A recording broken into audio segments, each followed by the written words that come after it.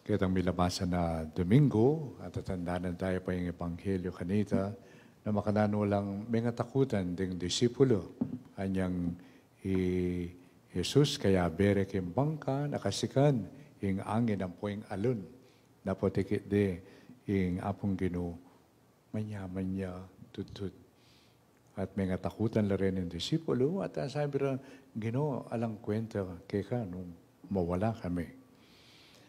Meto nga kikata nga sabi na common kikatamo, ya pining karanasan king takot. Tatakot tamo, at nanin pitatakutan tamo ya pinitampoting biyeta mo, muli yaking kasiran, muli yang alang kwenta. Iniasad, ning kay akit tamo kimbiye, dakal tamo gawan, dakal tamo daptan, bangkanita yung apong Ginoo, nakatamo paboren.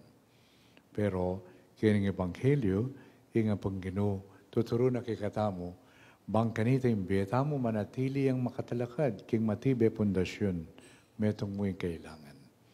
Yung kailangan, yapining may piye-piyetamo, king kapamintuan, king apong Ginoo. Kapamintuan, king kayang amano. At metong kikatang modelo kini, yapining indong Birhen Maria, na gaganakan tayo, kaniting misa. King kakatangal doldo pami bibye, neng kay daranasan tamo mo naman din takot.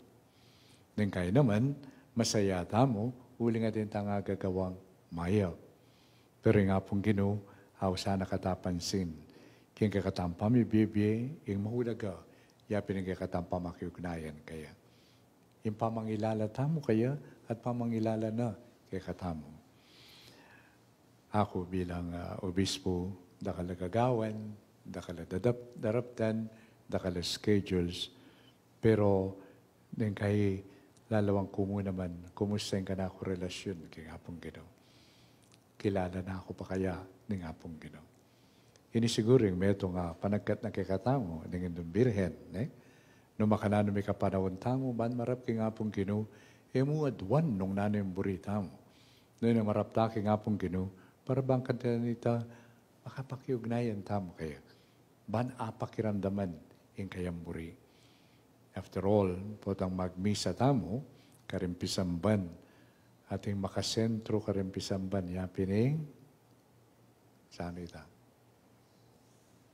Nakakit yung makasentro? Yapining, krusipiho. Ako po nakakakit kayong krusipiho, ingagaga nakako, yapinitang Emilyari Buri. Uling, yung megari, yapin yung burina, ng ikpa. Malalagwa, yung tutukiking kaburyanan ng Apong Ginoo. Malalagwa, imigikunam, king kaburyanan ng Apong Ginoo. At siya nikita mo naman king indong birhen. Na makanano king kayang pamaglakbe, mira siya ketang puntong matinding hamon, na makatalakad siya arapana ng kayang anak, makapakuwi king krus. Pero, may natili ang magtiwala kay Igpa. Kasi kilala ni Igpa at ang Igpa kilala ni Ingindong Birhen. Kaya ng Ebanghelyong kay katamong dimdam, sabi na yung Jesus, potang datang na yung taulingal doon. Nakala rin taong sasabing, Ginoo, gawa ko iniking lagyo mo. Depatang ko iniking lagyo mo. Wari na kay katama kanyan mo naman, potang atindang gagawan, oy, nimburi na ni nga pong Ginoo, niya gagawan ko.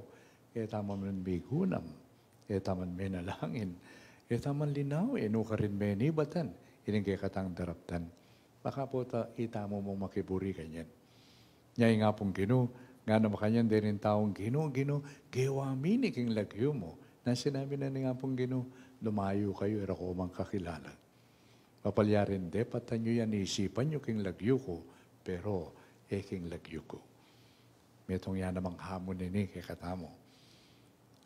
Ako, bilang pari, bilang obispo, metong hamon niya pinitang kay bat mong depatan ng metong abagi, baligdan, naning may tulak kay kabanda gawan mo ita.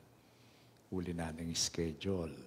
Bangka nita mula lang sabi rin haluan tao, uy, batya yan, king Apong Ginoo. Ini, malalagwa. Inasat, busal na din kay katambye na Sabi tamong nengkay ting takot. Busal na ning biye na nengkay bala mo naman masyado tamong sigurista. Agkatana-katani nga pong Ginoo.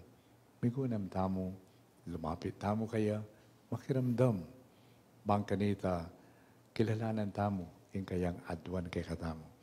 At kalupan na ng Birhen Maria, manatilim tamo sanang tapat, matula, at maninto na tutupad, king kaburyana, ng apong Ginoo.